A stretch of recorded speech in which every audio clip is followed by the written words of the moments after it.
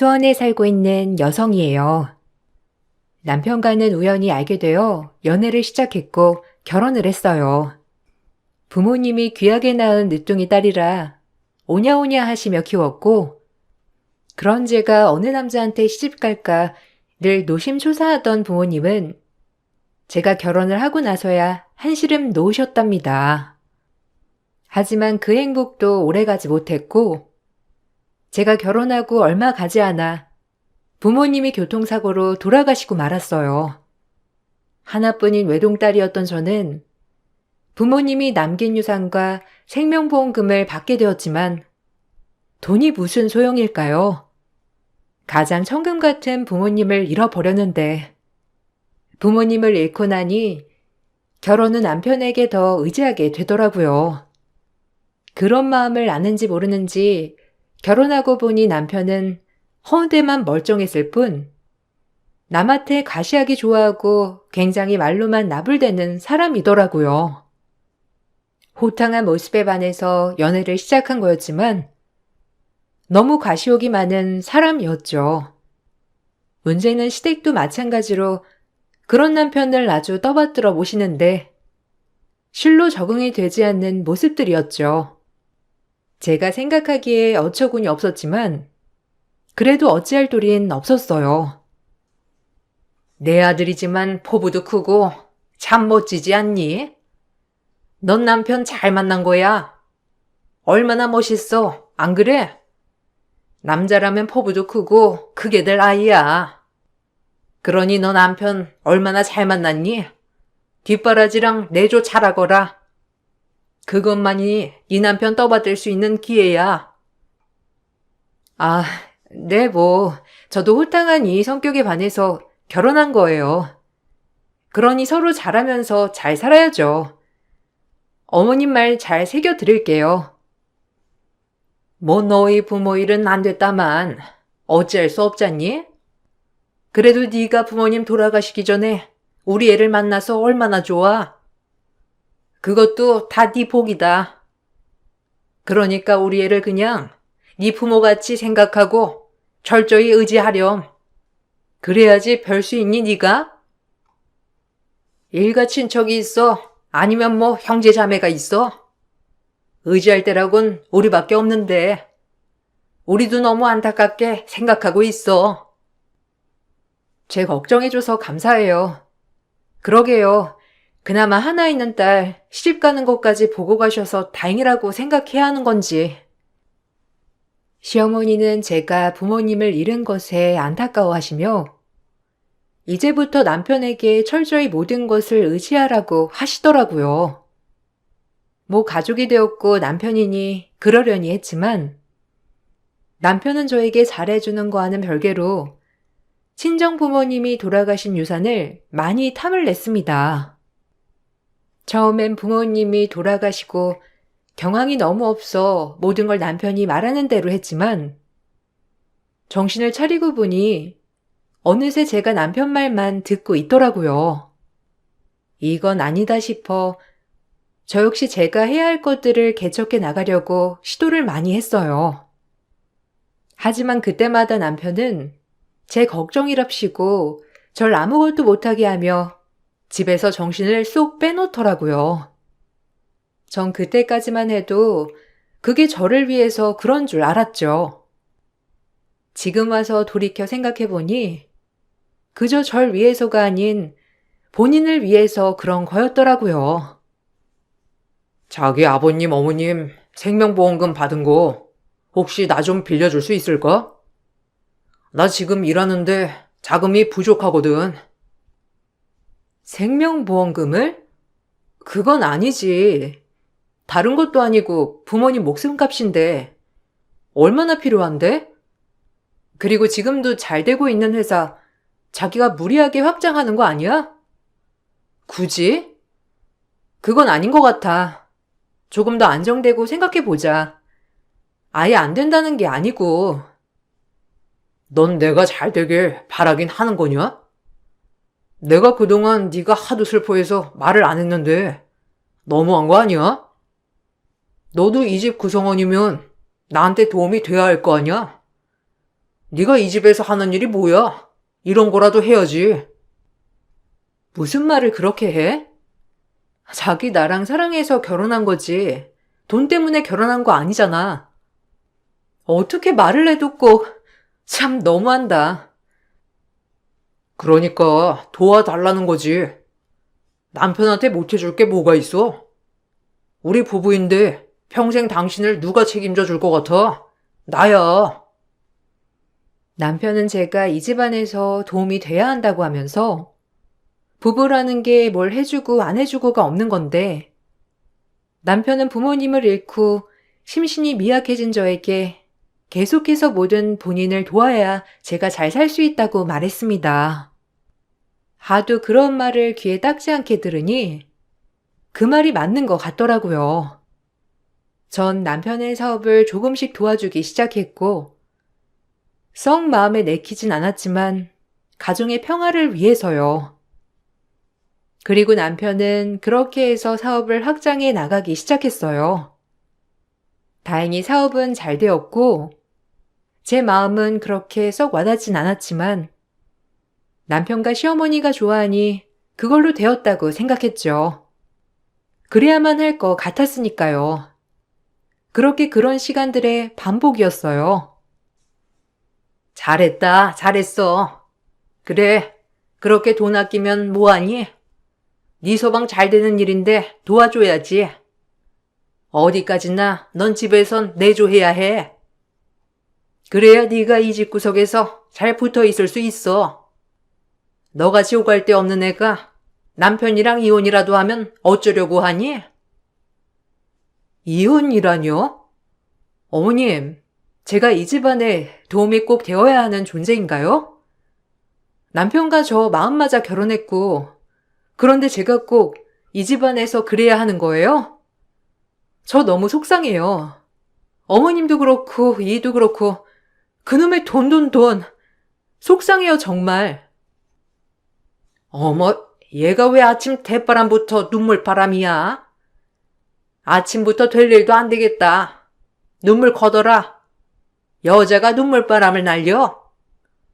우리 승용이나 되니까 너 데리고 살아주는 거지. 솔직히 말해서 얼마나 불행하니 네가? 결혼하자마자 부모가 한날 한시에 저 세상에 갔는데 우리 집이나 되니까 너 걷어준 거야. 까놓고 말해서 내가 원래 말을 돌려서 하지 못하잖니. 그러니까 네가 승용이한테 잘해야 해. 알겠지? 너만 잘하면 이 집에 아무 문제 없다. 내 말 너무 서운하게 듣지 말고 새겨 들어. 제가 뭐라고 해야 할지 모르겠네요. 부모 없는 게 죄도 아니고 저도 할 만큼 하고 있는데 늘 어머님은 잘하라고만 하시니. 여자가 잘해야 가정이 쓰는 거다. 그러니까 내가 너한테 이런 얘기도 하는 거지. 섭섭하게 받아들이지 마. 속상한 마음에 훌쩍였지만 시어머니는 저에게 될 일도 안 되겠다며 눈물을 그치라고 했는데 그때 당시 정말 너무 힘들었어요. 심적으로도 의지할 곳도 없는 느낌이었고 사람 만나는 것도 싫어지면서 철저히 고립되어 갔습니다. 아마 아시는 분들은 아실 거예요. 사랑하는 부모님의 갑작스러운 부재는 얼마나 나의 삶에 영향을 끼치는지 말이에요. 그렇게 남편 사업을 계속해서 도와줬고 그나마 제가 남편을 도와줘야만 남편은 저에게 따뜻하게 웃어 보이더라고요. 이제 그리움을 서서히 잊어갈 때쯤 임신을 하면서 아이를 낳았고 무엇보다 내 핏줄이 생겼다는 것이 너무 좋더라고요. 아이가 생기니 집안에 소속감도 생긴 것 같고 행복했어요. 남편도 아이한테만큼은 다정한 모습을 많이 보여주어서 그런 모습들이 참 좋았어요. 애도 태어났겠다. 그래도 일이 떡떡 잘 풀리는구나. 우리 아들 하는 일이 말이야. 애가 태어난 만큼 네가 더 잘해야 해. 알겠지? 지금처럼 내조에 충실하고 돈에 대해서 아까워하지 말고 새겨들어. 네 서방이 잘 돼야 너도 잘 되는 거야. 아, 그렇죠. 뭐 아이 태어났으니 부단히 더 노력하고 잘 살아야죠. 걱정 마세요. 저희가 다 알아서 할게요. 너 재산은 얼마 정도 남았니? 뭐 딱 너한테만 남겼다고 생각 말아라. 그게 다 너랑 우리 아들이랑 가족이니까 우리 아들한테도 그 돈에 대한 권한 있는 거 알지? 내가 혹시라도 네가 잊어버렸을까봐 얘기하는 거다. 혹시나 해서. 어머님은 제 얼굴 볼 때마다 돈 얘기만 하시는 것 같아요. 저만 보면 돈 얘기밖에 생각이 안 나시나요? 너무해요, 정말. 아니, 말이 그렇다는 거지. 참 너도 꼭 그런 식으로 받아들이더라. 우리 아들이 잘 돼야 네가 잘 되는 거니까 두루두루 말한 거야. 시어머니는 늘 저와 대화 끝에 친정 유산에 대해 언급하셨고 그럴 때마다 마음이 썩 좋지는 않더라고요. 그렇다고 화를 낼 수도 없는 노릇이었고 그저 저희 아이를 키우며 남편과 행복하게 살기만을 바랬습니다. 그러던 중 남편이 이번에 나이를 위해서 마당이 딸린 전원주택으로 이사를 가자고 하더라고요. 무리하게 요구만 하는 남편에게 이번엔 따끔하게 얘기했어요. 제가 따끔히 얘기하자 남편은 오히려 역정을 내며 저에게 뭐라고 했고 역시나 저를 이상하게 몰아가는 투로 말했죠. 자기 수중에 돈이 있으면서 나한테 얘기하는 거야? 이사도 좋고 사업 확장도 좋아. 근데 무슨 돈으로 하겠다는 거야? 아니 뭐 너도 돈 있잖아. 그리고 꼭 그렇게 돈돈 거려야겠어? 남편 기 좀 살려주면 좀 좋아. 당신 내가 생활비 갖다 주는 게 뭐라고 생각해? 그 돈으로 당신이랑 지 먹고 사는 거 아니야. 그런데 남자 귀를 이렇게 꺾여놔야겠냐고. 참 어이가 없네. 아니 그게 아니잖아. 나도 돈 없어. 이제 우리 미래도 생각해야지. 그리고 지금 이 집이 뭐가 어떻다고. 꼭 내가 당신 돈 뜯어가는 사람처럼 얘기한다. 우리가 부부 맞긴 한 거야? 나 우리 지희 아빠야. 근데 어떻게 그렇게 말을 해? 그런 뜻이 아니잖아. 그냥 아껴서 지금도 충분히 잘 살고 있으니까 좀 욕심을 내려놓자는 식으로 얘기하는 거야. 내가 이 정도로 버니까 너랑 지희 먹고 사는 거라니까. 나 아니었으면 네가 이런 집에서 살 수 있을 것 같아? 돈도 네가 꼴랑 몇 푼 보태주면 내가 확장시키고 내가 더 불리는 건데. 너도 참 하나만 생각하고 둘은 생각 못하네 진짜. 순간 당황했어요. 돈 얘기를 꺼내자 저에게 오히려 본인의 길을 꺾는다고 하는데 속상했어요. 돈 얘기만 나오면 예민해지는 남편과 무리하게 계속해서 뭔가를 버리려고 하는 남편을 막아야 한다는 것이 좀 힘들더라고요. 제가 돈을 풀어줄 생각을 하지 않자 남편은 집에도 안 들어오기 시작했는데 정말 황당 그 자체였죠. 아무리 전화를 해도 받지를 않더라고요. 어머님, 이 연락 돼요? 지금 제 전화도 안 받고 집에도 며칠째 안 들어오고 정말 미치겠어요. 무슨 일인지 아세요? 얘기 들었다. 아니, 큰 집 하나 있으면 얼마나 좋아? 너 둘째 낳을 때도 그렇고 그리고 네 서방이 좀 해달라는 건데 그렇게 돈으로 무시했다며? 너네 친정부모가 남겨준 유산 움켜쥐고 있으면서 갑질하니까 좋으니? 진짜 어이가 없어서 원. 네? 갑질이라뇨. 그리고 저 그동안 할 만큼 했어요.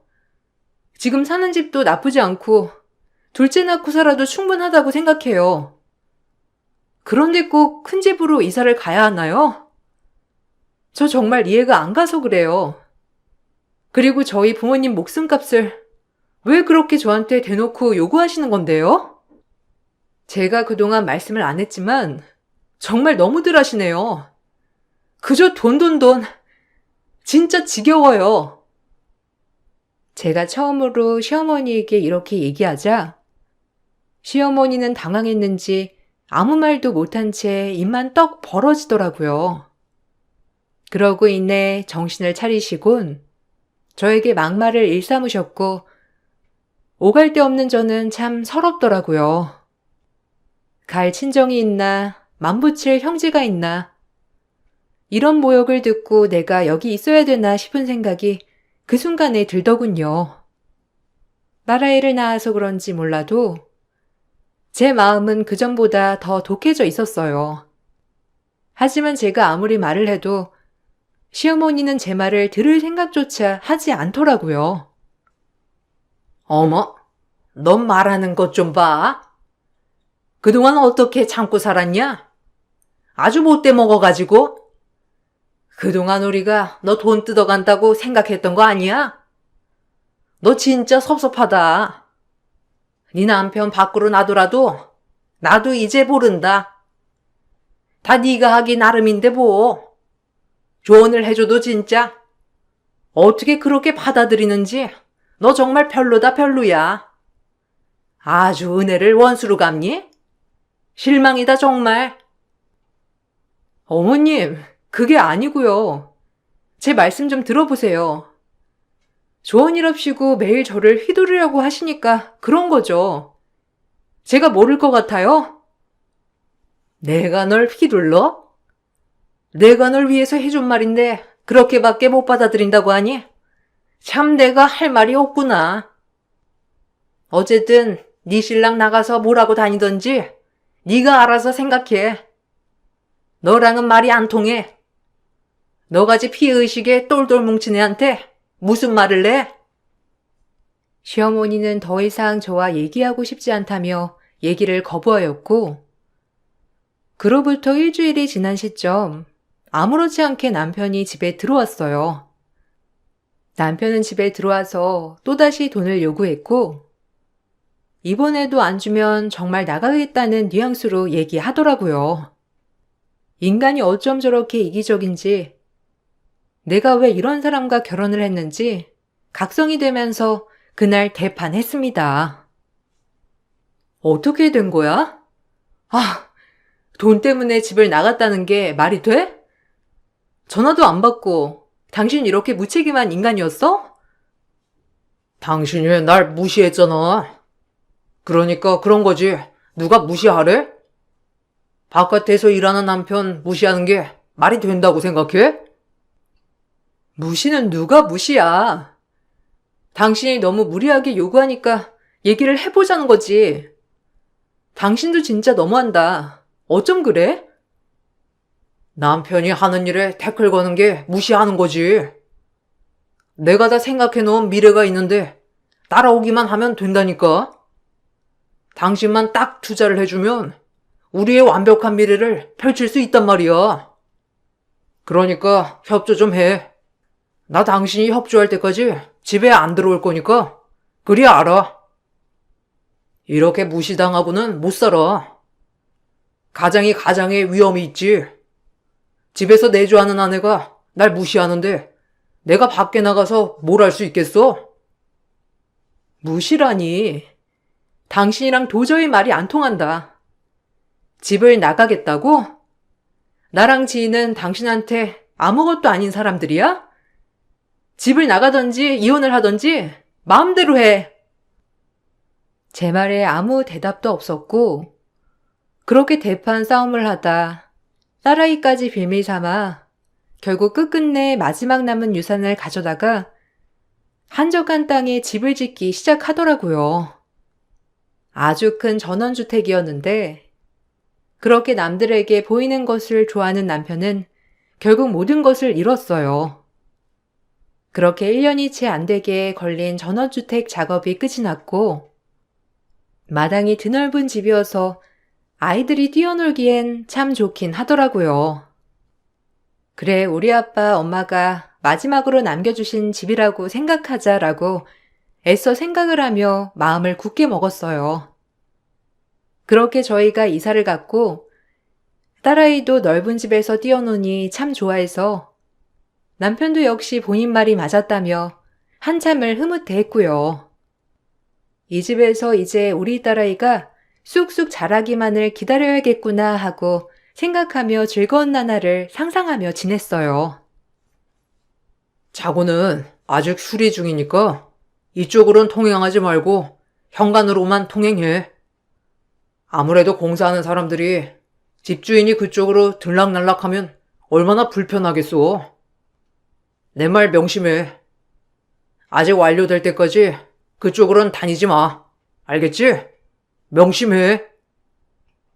알겠어. 그럼 공사는 언제쯤 끝나는 거야? 그래도 주택 짓는데 꽤 걸리네.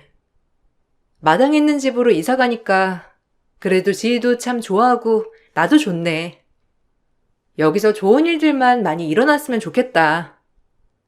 어머님도 초대해서 슬슬 집 구경 시켜드려야지. 바닥 공사 끝나려면 3개월은 넘게 걸린대. 그러니까 주의해서 지내자. 그쪽으로는 얼씬도 말라고 불편할 테니까. 남편이 마음먹고 지은 집이니 이왕이면 남편 기분이 좋아지라고 말을 해줬고 저흰 이사 기념으로 시어머니를 초대하여 대접을 할 준비를 했어요. 시어머니는 처음에 집에 내리더니 차고 쪽으로 어슬렁거리시더라고요. 한참을 주방에서 음식을 하고 있는데 인기척이 너무 없자 제가 어머님을 찾아 나섰는데 차고 쪽에서 누군가와 대화하는 소리가 들리더라고요. 이상하게 뭔가 숨기는 느낌도 들었는데 그때는 그냥 별 대수롭지 않게 생각했어요. 워낙 시어머니도 말이 통하는 스타일은 아니었거든요.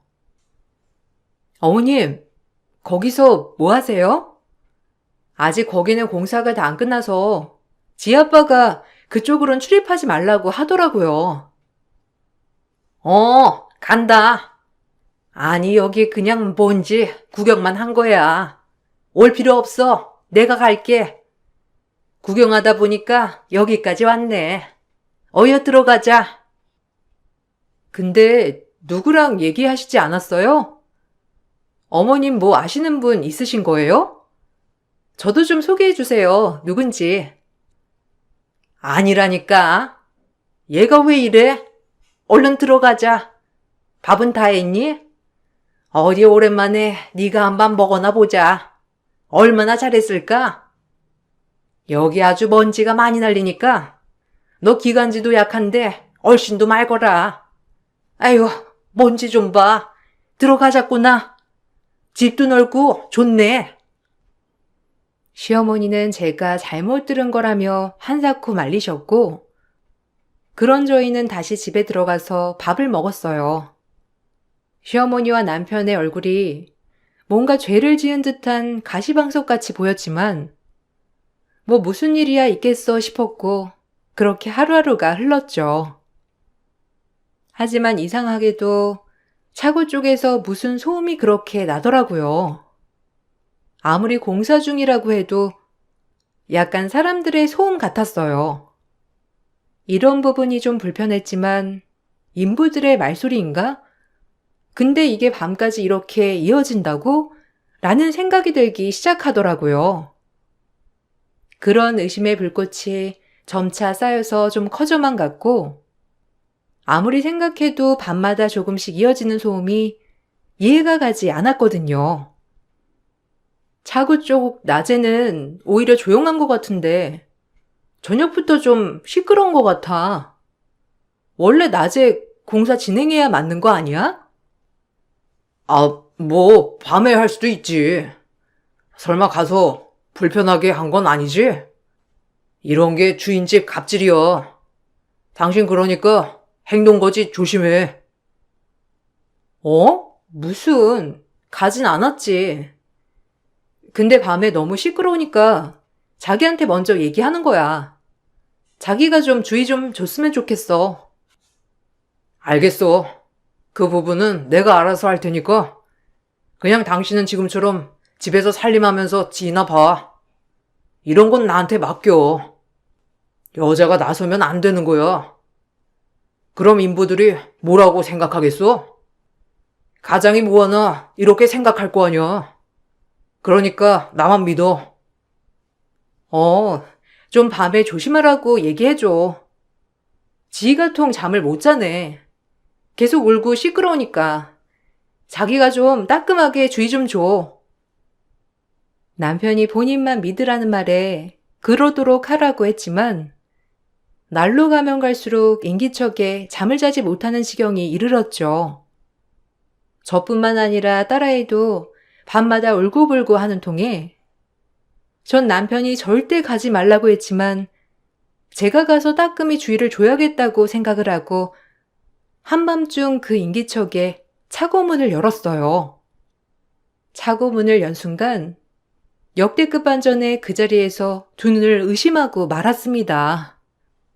어떻게 이런 생각을 했는지 정말 어처구니도 없고 화도 나고 진짜 어이가 없더라고요. 이게 다 뭐하는 짓들이야? 이게 뭐냐니까? 당신 말 좀 해봐. 여기서 뭐하고 있는지. 지금 내가 본 게 뭐야? 여기 오지 말라니까 왜 왔어? 아니, 당신이 본 거 지금 오해하고 있는 건데 내가 천천히 설명할게. 일단 집에 가 있어. 내가 지금 집에 가 있게 생겼어? 지금 이게 뭐냐고? 제정신이야? 도대체 뭐 하는 짓이냐고? 당신이 이러고도 사람이야? 아니, 넌 여기 왜 왔냐고. 내가 여기 오지 말랬지? 우리 비즈니스 중이니까 일단 빨리 들어가. 이따 얘기해. 비즈니스? 돌았구나 진짜. 너 이게 무슨 짓인 줄이나 알아? 네가 인간이야? 평소에 이러고 돌아다녔던 거니? 차고 문을 열고 확인한 순간 차고 안에서는 화투판이 벌어지고 있었습니다. 그들끼리 최대한 목소리를 작게 한다고 했는데 역시나 집까지 들렸던 거고 하얀 연기를 뿜으며 현금다발에 아줌마 아저씨 할 것 없이 거기서 다 화투를 치고 있더라고요. 어이가 없었죠. 아유, 피박에 광박에 거기 돈 좀 주셔. 내가 오늘 다 가져가야지. 아니, 우리 이사장 때문에 여기 아주 좋구먼. 걸릴 일도 없고. 아유, 그러니까 하우스에서 하던 것보다 안락하기도 하고 여기선 절대 들킬 일이 없잖아. 안 그래? 아주 똑똑하다니까. 저 사람은 법 피해가는데 도 같은 사람이잖아. 뭐 지난번에도 오락실 같은 거 운영하고 이제 하다 머리가 참 비상이여. 저희 남편은 그곳에서 장소를 제공해주고 수수료를 떼어먹는 사람이었는데 정말 어이가 없더라고요. 내 집에서 이런 행동들을 하다니. 전 그 길로 바로 핸드폰으로 동영상을 찍었고 사진을 다 찍었어요. 그리고 바로 경찰을 불렀습니다. 저희 집이 좀 외진데 있어서 그 사람들이 도망가거나 할 겨를도 없이 경찰이 출동했고 남편은 조사를 받게 되었는데 조사를 받으면서도 반성은 절대 안 하더라고요. 그저 저를 원망하는 눈빛과 말투, 네가 다 망쳤다는 듯한 어조. 정말 황당하고 어이없었어요. 그리고 장소를 제공받은 사람들 또한 저희 남편을 원망하는 눈으로 쳐다봤고 아주 끼리끼리더라고요. 온갖 정이 다 털렸어요. 네가 다 망쳤어. 알아? 내가 벌어다 준 돈으로 편하게 사는 게 내 뒤통수를 쳐? 네가 그러고도 무사할 것 같아? 네가 벌어다 준 돈? 정신 나갔구나. 그동안 사업한다고 가져갔던 돈들이 이런 일을 하려고 쓰였던 거니? 나 가만 안 있어. 내가 미련했지. 아기 아빠라는 이유로 널 그냥 믿었으니까. 이제 절대 안 믿어. 내가 다 뺏어올 거니까 두고 봐. 무식하면 말을 마. 너도 한 배를 탄 거야, 알아? 내가 벌어다 준 돈으로 얼마나 행복하게 지냈어? 그러니 너도 동조한 거라고. 어디 그렇게 말해봐. 무슨 수를 써서라도 너 콩밥 먹여줄 테니까. 그리고 지희 볼 생각 마. 너 같은 아빠 없는 게 훨씬 나으니까. 전 참고인 조사도 마치고 집으로 향했고, 남편의 금고에서 그동안에 비정상적으로 재산을 취득한 자료들을 모든 증거 자료로 법원에 제출했어요. 주택 매입 또한 몰래 이런 장소를 마련하기 위해서 이렇게 확장을 한 거였더라고요. 그동안 시골 비닐하우스에서만 하던 것들을 아예 이렇게 집을 지어 집안에 따로 차고 형식으로 자리를 마련한 거였죠. 아주 영악한데요? 규모하게 피해 다니면서 계속 수수료 먹고 이런 식으로 재산을 불리고 정말 보통이 아니네요. 네, 몰랐어요, 한사코. 이거 다 증거 자료로 제출할게요. 그리고 이혼 소송도 같이 진행해 주세요. 우리 아이 아빠 할 자격 없으니까요. 경찰과 검찰은 이 모습을 보고 보통이 아니라며 혀를 내두르더라고요. 그리고 전 이혼 소송까지 같이 진행을 했습니다. 남편 아니면 난 이제 내 가족이 한 명도 없다는 두려움으로 늘 남편을 믿고 지지했지만 무슨 용기인지 정말 생각이 전환되더라고요. 아이에게도 이런 아빠보다 없는 게 낫다고 생각이 들었고, 남편의 수사가 이어지자 시어머니는 저에게 막말을 해대며 다시 모든 걸 제자리로 돌려놓으라고 하더군요. 어이가 없었고 저 역시 시어머니에게 막말을 한가득 했어요. 너 누구 돈으로 그렇게 호사했어? 이제 와서 네 남편한테 죄를 물어? 얼마나 너희 먹여 살리려고 그렇게 악착같이 노력했는데 네가 뒤통수를 쳐? 네가 화근이야, 애초에 네가. 우리 아들 이렇게 된 것도 너 때문이야. 꼴랑 그깟 유산으로 우리 아들 무슨 사업을 할 수 있었겠어? 그러니 이런 거나 해대는 거지. 너희 먹여 살리려고. 입이 있으면 말을 해봐. 정신 나간 노인네가 뚫린 입이라고 막말하네. 내가 그동안 그래도 참았어. 가족이라는 이유로 내가 이해해야지 했다고. 근데 뒤에서 이딴 짓을 해놓고 이것 또한 나 때문이라고? 내 돈 야금야금 가져가서 겨우 한다는 짓이 이딴 일이야? 당신도 똑같아. 그때 우리 집 왔을 때 알았겠지? 아니, 그 전부터 알았겠지. 모든 거 다 회수할 거고 가만 안 둬 당신들. 길거리에 나 앉을 준비나 해. 절저히 혼자인 네가 뭘 할 수 있겠니? 기들 친정이 있어. 어디 마음 붙일 형제가 있어. 너 혼자 그렇게 애써봐. 그렇게 생각해. 당신 같은 가족을 둘 바엔 안 보는 게 나아. 노망난 할망구야. 재산 토해낼 생각이나 해. 알겠어? 무식해가지고. 전 그 길로 변호사를 찾아가 저희 집 유산을 찾아올 방법을 물색했어요. 그나마 다행인 건 꾸준히 제 통장에서 남편에게 입금했던 거래 내역과 그리고 그 돈으로 시어머니의 집도 사고 했던 것들이 모두 다 나오더라고요. 비정상적인 재산 취득으로 인한 거죠. 변호사는 다 찾아오기는 힘들지만 일부는 찾아올 수 있다고 했고 지금 전원주택도 소송으로 가져오자고 했어요. 전 그렇게 남편과의 길고 긴 싸움을 했습니다. 저와는 별개로 잘못된 장소를 제공한 수법의 죄를 받고 그리고 저와 이혼소송 또 재산분할의 소송이 이어졌어요. 3년이 넘게 걸렸고 저도 그 일에 가담하지 않았다는 증거 자료들을 제출하느라 꽤 긴 싸움이 흘렀던 거예요.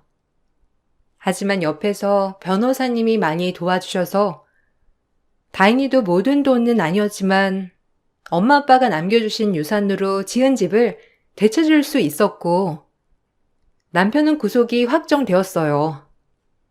구속이 확정되니 친권과 양육권은 자연스레 박탈되었어요.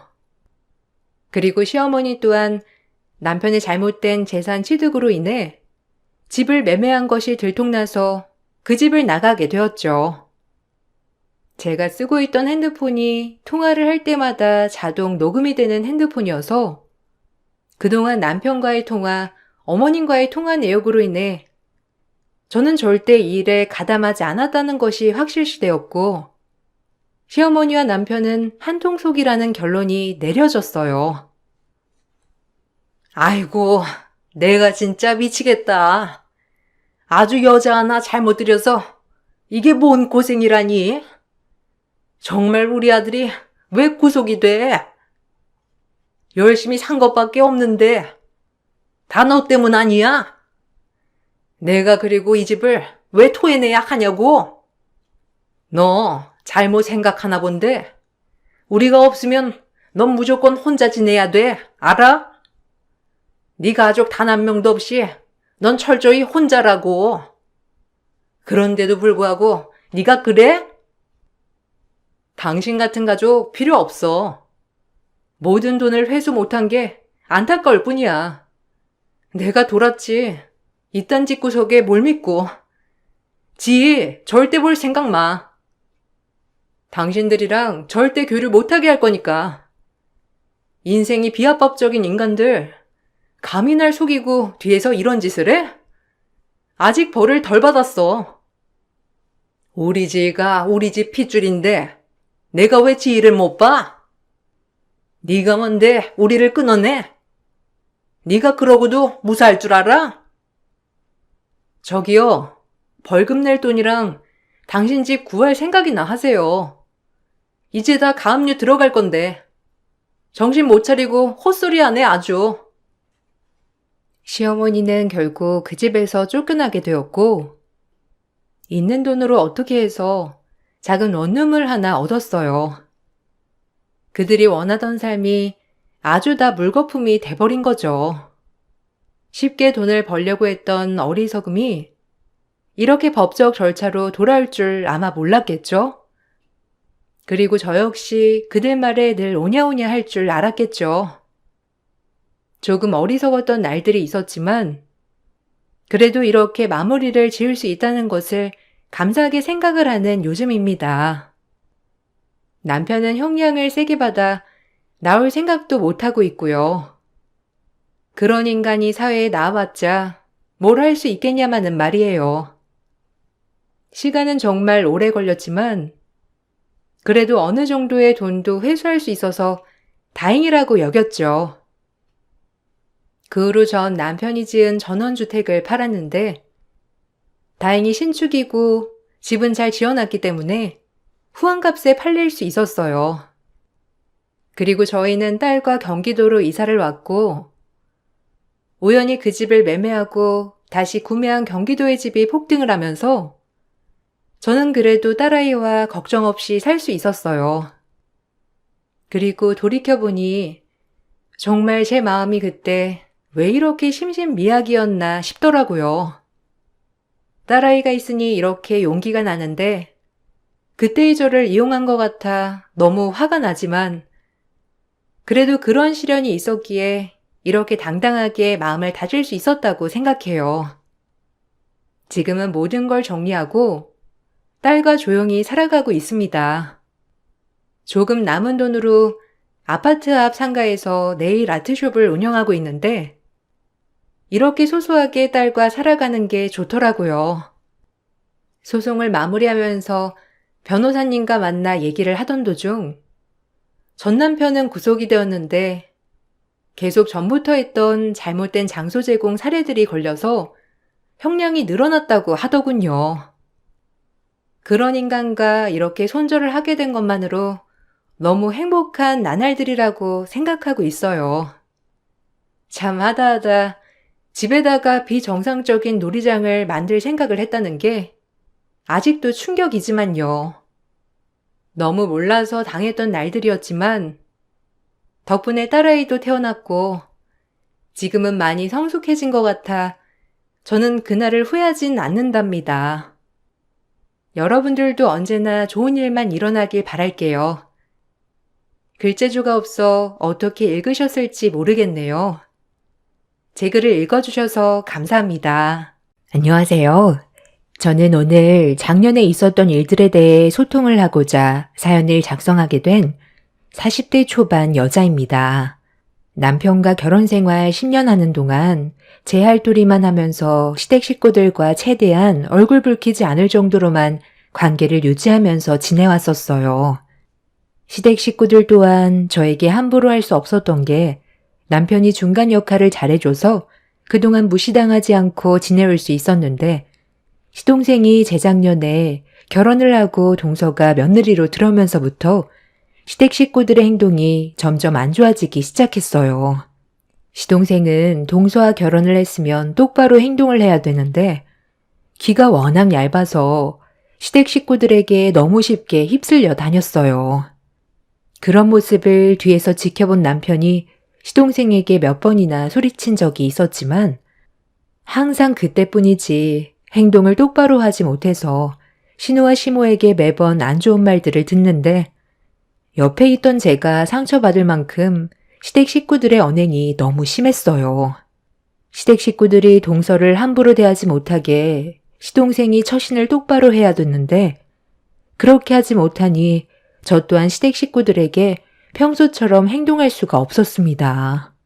제가 분위기가 평소와 많이 다르다는 걸 신우가 느끼고 있었는지 시모 옆에 찰싹 붙어선 저에게 불만 섞인 말들을 늘어놓았어요.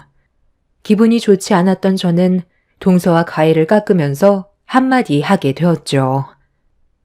똑같은 사람이고 한 식구로 받아주기로 결정을 했으면 좋은 관계를 유지하기 위해 서로가 노력해야 되는데 동서만 노력하는 것 같아서 기분이 좋지 않네요.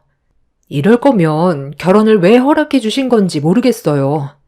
차라리 그냥 반대했으면 동서도 이런 힘든 상황 안 겪어도 됐을 텐데요. 이미 한 번의 아픔이 있는 동서라 재혼이 쉽지 않았을 텐데 그래도 서방님 하나 믿고 따라왔잖아요. 어머님 마음에 들지 않는 조건이라고 생각했으면 강하게 반대를 했어야죠. 우리 엄마가 작은 새언니를 받아주고 싶어서 결혼 허락해 준 줄 아세요? 조건이 좋은 것도 아니고 이미 5살이나 된 다른 남자의 자식을 데리고 있는데 좋은 시선으로 바라볼 수가 있겠어요? 작은 오빠가 하도 좋다고 강하게 밀어붙이니까 어쩔 수 없이 허락해 준 거지. 솔직히 이 결혼 이미 반대하고 있었어요. 작은 오빠가 억지로 밀어붙여서 어쩔 수 없이 받아준 것 뿐이라고요. 그러니 마음에도 없는 행동을 하고 싶지 않은 건 당연한 건데 새언니가 지금 중간에서 이런 식으로 나오는 게 오히려 더 관계를 망친다는 거 몰라요? 엄마, 큰오빠가 하도 새언니를 감싸고 도니까 이제 아예 개념을 상실했나 봐. 이러니 내가 화를 안 낼 수가 없는 거야. 너는 엄마 마음 조금도 이해 못하지? 자기 마누라 편에서만 생각하니까 엄마가 어떤 심정인지 살필 생각도 없는 거지? 어느 누가 애 딸린 여자를 며느리로 받아주고 싶겠어? 네가 입장 바꿔놓고 생각해봐라. 나중에 이런 일이 너한테도 생기면 조금도 고민 안 할 것 같니? 그래도 일단 받아준 거잖아요. 그럼 어찌됐든 한 가족이 됐으면 어머니가 좀 더 넓은 마음으로 생각해 줄 수도 있는 거잖아요. 계속 이렇게 살 거예요? 어머님, 제가 잘할게요. 그만 마음 푸세요. 어머님이 저에 대해 못마땅해 하시는 거 충분히 알고 있는데요. 그만큼 민재 씨한테 더 잘할게요. 네가 행동을 똑바로 하지 못하니까 이런 불화가 생기는 거잖아. 재수 씨랑 결혼을 하기로 마음먹었으면 서로 잘 지낼 수 있도록 네가 힘을 써야지. 형은 갑자기 왜 나한테 그래? 내가 뭘 어쨌다고. 나도 노력 많이 하고 있는 거라고. 이 사람 눈치 보랴, 우리 가족 눈치 보랴. 중간에서 얼마나 힘든데. 그런 것까지 네가 감수할 생각으로 재수 씨 선택한 거 아니었어? 책임 없는 행동할 생각이면 당장 때려치워. 너는 아직 결혼 생활할 준비가 안 되어 있는 것 같다. 집안 분위기가 상당히 안 좋아졌고 동서는 시댁 식구들 눈치만 보고 있었습니다. 그 모습을 보고 있는데 시동생의 무책임한 행동들이 너무 실망스러웠어요.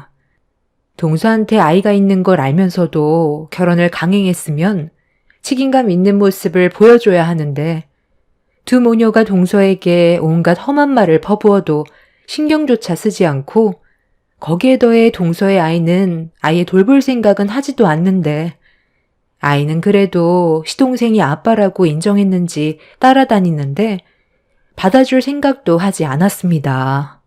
그런 무책임한 모습들을 매번 시댁에 올 때마다 보고 있는데 둘이서 집에 있을 땐 얼마나 더 심할지 안 봐도 모든 상황들이 눈에 훤하더라고요.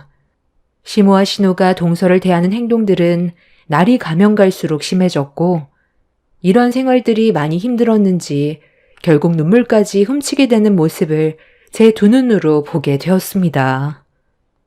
동서한테 이런 말 하는 게 오히려 더 큰 상처가 될 수도 있겠지만 앞으로 좋아질 수 없을 것 같으면 더 오랜 시간 끌지 말고 이쯤에서 정리하는 것도 방법이라고 생각해. 동서가 서방님과 결혼을 결심했을 때 신중하게 결정을 했겠지만 막상 겪어보니 눈앞의 현실은 또 그렇지 않잖아. 나도 솔직히 서방님한테 너무 실망했어. 이렇게까지 무책임할 줄 몰랐었거든. 동서는 큰 아픔도 있고 애까지 있는데 결혼을 강행하는 것 보고 그만큼 신중했을 거라고 믿었는데 그게 아니었다는 거에 너무 큰 실망을 했어. 만약 지금의 결혼 생활이 아니라고 생각되면 뒤도 돌아보지 말고 동서 갈 길 가는 게 방법이야. 저도 정말 행복해지고 싶었어요. 전 남편이 다른 여자와 바람나서 정말 힘들었었는데 이번만큼은 정말 신중하게 결정했다고 생각했거든요. 그이가 저한테 아이가 있는 건 아무 문제 되지 않는다며 저만 있으면 된다고 했었을 때 그 감정이 오래가지 못할 것 같아 쉽게 받아주지 않았었어요. 그런데 저와 함께할 때 한결같았고 제 아이도 자기 친자식처럼 생각해주는 그런 모습에 감동받아서 그이와 함께 결혼하면 이번에는 행복할 줄 알았거든요. 그런데 결혼식을 올리고 나서부터 예전과는 전혀 다른 모습으로 변하길래 저도 많이 당황스러웠어요. 제 선택이 이번만큼은 틀리지 않았길 바랬는데 결혼 전과 후가 너무 달라서 저도 지금 많이 힘드네요. 형님, 그리고 이미 늦어버린 것 같아요. 제가 지금 임신을 했거든요. 그 사람의 아이를 가졌어요. 동서도 시동생의 변해버린 모습과 시모와 신우가 자기를 차갑게 대하는 행동들 때문에 많이 힘들었는지 그만두고 싶었는데 임신 때문에 힘들다는 말을 듣게 되었을 때 저도 많이 놀랐어요. 동서는 임신 소식을 가족들 중에서 저에게 처음 꺼내는 거였어요. 동서는 시동생의 아이를 가진 거에 대해 상당히 조심스러웠어요. 축하받을 일이지만 결혼 초부터 상처를 많이 받아서 그런지 아이를 가졌다는 말을 쉽게 꺼내지 못하고 있었습니다. 그런 모습을 바라보고 있던 저는 뱃속의 아이가 시댁 식구들과 좋은 관계로 만들어갈 수 있는 기회일지도 모른다며 긍정적으로 대화를 풀어나갔습니다. 임신한 거에 대해 가족들이 전부 알아야 동서에게 앞으로 조심할 거라 생각해 빠른 시일 내에 시동생에게 임신 소식을 알려주라고 했어요. 동서는 잠깐 동안 고민을 하다가 그렇게 하는 게 좋을 것 같다며 거실에 모여있는 가족들 앞으로 갔어요. 그리고 동서가 시동생이 아이를 가졌다는 말을 조심스럽게 꺼냈는데 시모의 표정이 별로 좋지가 않았습니다. 함께 앉아있던 남편은 많이 놀랐는지 동서에게 축하한다는 말을 했는데 시모의 한마디에 분위기는 한순간에 차가워져 버렸습니다. 뱃속에 있는 아이가 내 아들의 아이라는 걸 내가 어떻게 믿니? 다른 남자의 아이일 수도 있는 거잖아. 유전자 검사하기 전까지 그 아이가 내 손주라는 걸 받아줄 수 없을 것 같구나. 너 며칠 전에도 전 남편 만나고 왔었다며? 내 아들이 그러던데 애 핑계로 전 남편과 만났었는데 저녁 늦게 들어왔다고. 제가 전 남편을 만났던 거와 이 사람 아이를 가진 게 무슨 상관인 거죠? 설마 지금 제 뱃속에 있는 이 아이가 전 남편의 아이라고 생각하시는 거예요? 저녁 늦게 들어왔었다며. 그리고 최근에 자주 만났었다는데 그럼 어느 누구나 그런 생각 가질 수 있는 거 아니니? 전 남편과 이혼을 했어도 아이 때문에 시간을 가질 수밖에 없고 그러다 보면 자연스럽게 옛 기억에 빠져서 술 한두 잔씩 걸치다 보면 분위기 타서 호텔에 갔었겠지. 어머님, 정말 너무하시네요. 제가 전 남편을 잠깐 만났던 건 양육비 문제 때문이었어요. 제가 재혼하고 나서 갑자기 양육비가 끊겨서 돈 문제로 만나게 된 거라고요. 저녁 늦게 돼서야 들어온 건 친정집에 잠깐 들린 것뿐인데 왜 그런 상상을 하고 오해를 하시는지 모르겠네요. 이 사람 아이를 가졌다는데 어떻게 그런 말을 하세요? 당신도 어머님이랑 같은 생각을 가지고 있는 거야? 뱃속에 있는 이 아이를 전 남편의 아이로 생각하고 있는 거냐고. 유전자 검사를 해보면 알겠지만 지금 상황에선 당연히 의심할 수밖에 없지. 말로는 양육비 때문에 만났다곤 하지만 그 사이 무슨 일이 있었는지 내가 전부 다 알 수는 없는 거잖아. 엄마 말에도 일리가 있는 거야. 그럼 의심받을 행동을 안 하면 되는 건데 양육비 문제로 꼭 직접 만나야만 했어? 전화 통화로 충분히 마무리 지을 수도 있는 거였잖아. 나랑 결혼했는데 전 남편 만나는 건 오해의 소지가 충분히 있다고 생각해. 그러니 나도 그 전까진 뱃속에 있는 아이는 내 아이가 아니라고 인정할 수밖에 없지. 처신을 똑바로 했으면 이런 일도 없었잖아. 이런 기분으로 당신 얼굴 보고 싶지 않으니까 당분간 친정집에 가 있어.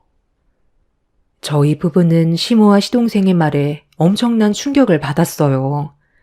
동서가 시동생이 아이를 가졌다는데 전 남편의 자식이 아니냐고 의심하는 모습에 남편은 혀를 차며 화를 냈지만 시모와 시동생은 눈 하나 깜빡하지 않았습니다. 동서는 그 자리에서 서러움에 눈물을 쏟아내고 있는데도 시동생은 동서에게 어떠한 위로도 해주지 않았어요. 그 모습을 보고 있던 저는 시동생의 얼굴을 향해 손을 올려버리고 싶은 거 힘겹게 참아내면서 시동생을 노려봤어요. 신우는 제가 시동생을 노려보는 걸 보더니 자기 엄마 말이 하나도 틀린 것도 없는데 왜 그런 식으로 쳐다보냐면서 저에게 신경질적인 태도를 보였습니다. 그럼 화가 안 나겠어요? 동서가 서방님이랑 결혼했을 때 행복해지고 싶어서 결혼한 거지. 불행한 길을 또다시 걸어가려고 서방님을 선택했겠냐고요. 뱃속에 있는 아이가 당연히 서방님의 아이지 전 남편의 아이겠어요? 다른 사람은 몰라도 서방님은 동서한테 그러면 안 되죠. 동서는 애가 있었고 또다시 상처를 받을까봐 2번의 결혼에 대해 정말 많이 고민했다고 들었어요. 그런데 서방님이 동서한테 매달리지만 않았어도 동서는 아이만 바라보며 살았을 거라고요. 힘들게 설득해서 결혼까지 했으면 끝까지 책임질 줄 알아야지. 서방님의 아이까지 가졌다는데 어떻게 이런 상처를 줄 수가 있어요? 의심받을 행동을 했으니까 우리 엄마랑 오빠가 한마디 할 수도 있는 거죠. 결혼을 했으면 전 남편과 얼굴 보는 것 자체가 문제되는 거 아니에요? 양육비를 안 줘서 직접 만나러 갔다고? 전화 통화로 하면 되는 걸 굳이 얼굴 볼 이유가 뭐가 있어? 너도 전 남편한테 미련이 남았으니까 만나자고 한 거겠지. 그 사람 회사까지 찾아가서 양육비 그동안 밀린 거 받아내 왔어요. 저 혼자 아이 낳은 거 아니에요. 그 사람은 다른 여자 만나서 잘 살고 있지만 제 아이는 자기 아빠한테 버려진 거라고요. 얼굴조차 안 보려 하는데 그럼 양육비라도 받아내야 하지 않겠어요? 제 아이한테 뭐라도 더 해주려면 성인이 될 때까지 악착같이 받아내야 하잖아요. 민재 씨한테 경제적인 짐 나누고 싶지 않아서 전화통화로 해결이 안 돼서 직접 회사로 찾아가 더 악착같이 받아낸 건데 그게 잘못됐어요? 엄마로서 아이한테 해주고 싶은 게 있어도 저 혼자 버는 돈으론 한계가 있으니까 얼굴에 철판 깔고 전 남편이 일하는 회사로 들어간 거예요. 저 이런 대우 받으려고 이 사람과 결혼한 거 절대 아니에요. 저도 다시 시작하는 결혼 생활 정말 잘해보려고 노력 많이 하고 있는데 더 이상은 못하겠어요. 어차피 뱃속에 있는 아이도 인정해주지 않는 마당에 이 집 구석에 붙어있을 필요 있겠어요? 조만간 이혼서를 보낼 거니까 법원에서 보자. 나중에 이 아이가 당신 아이라고 밝혀졌을 땐 양육비나 제때 보내줘. 알겠어? 동서는 눈물을 쏟아내면서 그동안의 불만들과 서러웠던 걸 전부 다 쏟아내었어요. 그리고 시동생과 갈라서기로 확실하게 결정을 내린 듯 이혼 얘기가 나왔습니다. 시모는 잘한 것도 없는 게 어디서 큰 소리냐며 얼굴을 붉혔고 시동생은 시댁에서 나가는 동서를 쳐다보지도 않았습니다. 신우는 시동생에게 이혼하는 게 잘한 결정이라면서 남의 자식 입에 밥숟가락 들어가는 것도 마음에 안 드는데 뱃속에 있는 자식까지 남의 자식인 게 맞는 것 같다면서 동서가 집 밖으로 뛰쳐나가면서 이혼하자는 말을 꺼낸 건 뱃속에 있는 아이가 전 남편의 자식이라 걸리면 위자료 청구할까봐 두려워서 먼저 꼬리 내리고 도망치려 하는 거라는 억지스러운 말들로 시동생에게 동서에 대한 증오심을 더욱더 키우게 만들었어요. 듣다 못한 남편은 신우에게 막말을 퍼부으면서 화를 냈고 시모는 잘못도 없는 막내 동생한테 소리를 질렀다고 남편을 무섭게 노려봤어요. 화가 머리끝까지 올라온 남편은 차라리 얼굴 안 보고 사는 게 속 편할 것 같다면서 집 밖으로 뛰쳐나갔습니다. 저도 더는 상대할 가치가 없다고 생각해 아이들을 데리고 시댁을 나왔어요. 시모는 밖으로 나가는 저희 부부에게 평생 얼굴 볼 생각하지 말라면서 동네가 떠나갈 정도로 소리를 질렀습니다. 결국 그날 이후 저희 부부는 시댁에 일절 가지 않았어요. 동서는 친정에서 지내는 동안 이혼 준비를 했고 그렇게 서로 등 돌리며 지내는 동안 저는 동서와 개인적으로 연락을 하면서 가끔 얼굴도 봤어요.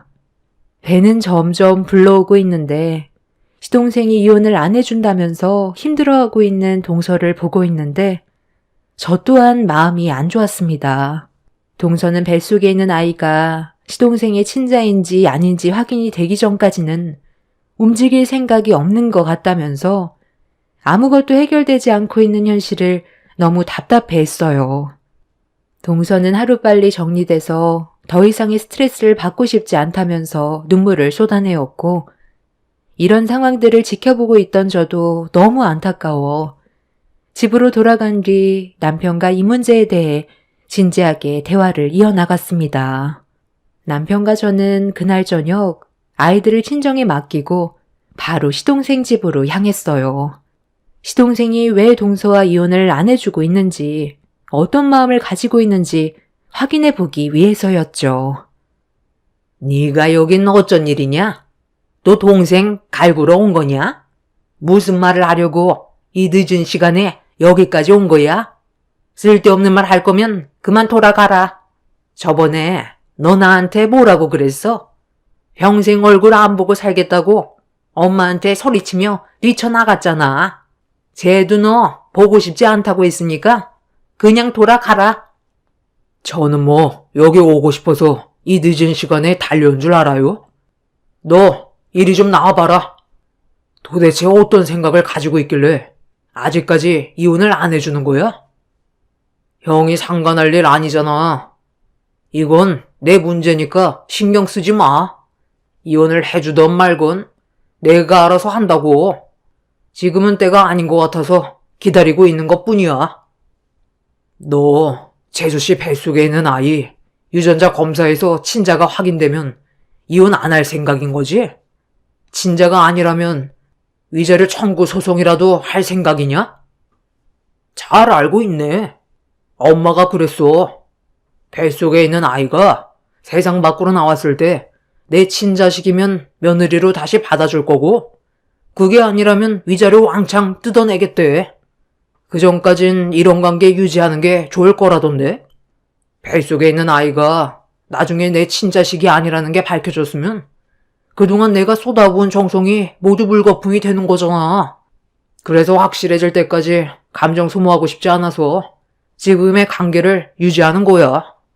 진짜가 확인되면 그때 잘해주면 되지. 정말 이기적이네요. 어떻게 그런 생각을 가지고 결혼 생활을 할 수가 있어요? 동서가 지금 얼마나 힘든 시간을 보내고 있는지 알아요? 뱃속에 있는 아이가 서방님 아이라고 몇 번이나 얘기했는데도 왜 믿어주지 않는 거죠? 자기 아내를 믿어주지도 않는데 나중에 친자로 밝혀진다고 해서 결혼 생활이 좋아질 수 있을까요? 나는 절대로 그렇게 안 보이는데요. 이미 서방님은 동서와의 관계가 벌써 무너졌어요. 우리가 오늘 여기 온 건 서방님 때문이 아니라 동서가 너무 불쌍하고 안쓰러워서 한마디 하려고 온 거예요. 이런 식으로 행동할 거면 당장 이혼하세요. 동서가 원래 자리로 돌아갈 수 있게 해달라고요. 쓸데없는 참견하지 말고 그만 돌아가라. 너 그렇게 한가하니? 네 애들이나 잘 봐. 너희들이 이런 식으로 나와봤자 달라지는 거 아무것도 없어. 모든 진실을 내 눈으로 봤을 때 그때 결정할 거다. 시모와 시동생의 행동을 이해할 수가 없었고 대화 자체가 통하지 않았어요. 이런 상황들을 듣게 된 동서도 화가 많이 났는지 아이가 태어나도 절대로 얼굴을 보여주지 않을 거라면서 분노를 표출했고 동서는 이혼 소송을 준비했어요. 서로 합의하에 이혼하는 게 제일 빠른 방법이긴 하지만 시동생이 하는 행동을 봤을 땐 아이의 존재가 확인이 되고 나서야 움직일 것 같아 동서는 소송으로 이혼을 하기로 결정을 내렸었죠. 결국 예상대로 지저분한 법적 공방이 이어졌고 동서가 받는 상처의 골은 너무나도 깊었어요. 그 모습을 지켜보면서 안타까웠고 그렇게 임신한 몸으로 시동생을 상대해 몇 달간 법적 싸움을 진행하던 어느 날 동서한테 연락이 왔어요. 시동생이 갑자기 이혼을 해주겠다며 잠깐 시댁에 와서 대화 좀 나눴으면 좋겠다고 하길래 전화통화로 해결하려 했는데 직접 얼굴 보길 원해서 시댁에 가고 있는 중이라는 말을 꺼냈어요. 혹시 모를 일을 대비해 저에게 연락을 했다는 말에 만삭이 된 동서가 혹시라도 무슨 문제라도 생기게 될까봐 걱정되는 마음에 저도 시댁으로 향하게 되었습니다. 그렇게 시댁에 가는 동안 시댁 식구들에게 전화를 했는데 받지 않더라고요. 얼마 전까지만 해도 동서에게 얼굴을 붉히면서 잡아먹을 듯이 화를 내던 시동생이 갑자기 순순히 이혼을 해주겠다는 말을 했을 땐 무언가 바라는 게 있을지도 모른다는 생각에 서둘러 시댁으로 향하게 되었습니다. 가는 동안 남편한테 동서와 통화했던 내용에 대해 전달해 준 뒤 일이 끝나는 대로 시댁으로 와달라고 부탁을 했어요. 그렇게 정신없이 달려가고 있는데 시모한테 갑자기 전화가 와서 급하게 받은 뒤 동서를 왜 시댁에 불렸냐고 물어봤습니다. 너도 오려고? 그래, 잘 생각했다. 일손이 부족했는데 한 사람이라도 더 오면 나야 좋지. 내가 곰곰이 생각해봤는데 작은 애는 김장을 안 해봤잖아. 그래도 우리 집안의 며느리로 들어왔으면 이혼 서류에 도장 찍기 전에 기본적인 건 해야 되지 않겠니? 그래서 이혼 핑계로 내 집에 불렀다. 너는 우리 집에서 김장을 어느 정도 하는지 알고 있는데 작은 애는 한 번도 경험해 본 적이 없잖아. 며느리로 들어왔는데 김장 한번 안 해보고 이혼도장 찍게 하면 내가 얼마나 억울하니? 그래서 지금 만삭인 동서한테 김장을 시키겠다는 거예요? 아니, 그러다 문제라도 생기면 어쩌려고 그래요? 이제 곧 출산이라 위험할 수 있다는 거 모르세요? 김장하다 진통 오면 출산하면 되지. 뭐가 걱정이니? 양수 터져도 그게 걱정 없다. 내가 애를 셋이나 낳아봤는데 양수 터져서 늦게 병원 갔을 때도 아무 문제 없었어. 작은 애 이제 막 도착했네. 해지기 전에 끝내야 돼서 정신없으니까 너도 올 거면 최대한 빨리 와서 도와주거라. 시동생이 동서에게 전화를 했던 건 시모가 김장 때문에 일부러 시킨 거였어요. 그걸 전혀 모르고 있던 동서는 이혼해주겠다는 말만 믿고 시댁으로 갔던 거였죠. 만삭의 몸으로 시모가 시키는 일을 하다가 문제라도 생길까봐 걱정이 됐던 저는 급하게 시댁으로 향했습니다.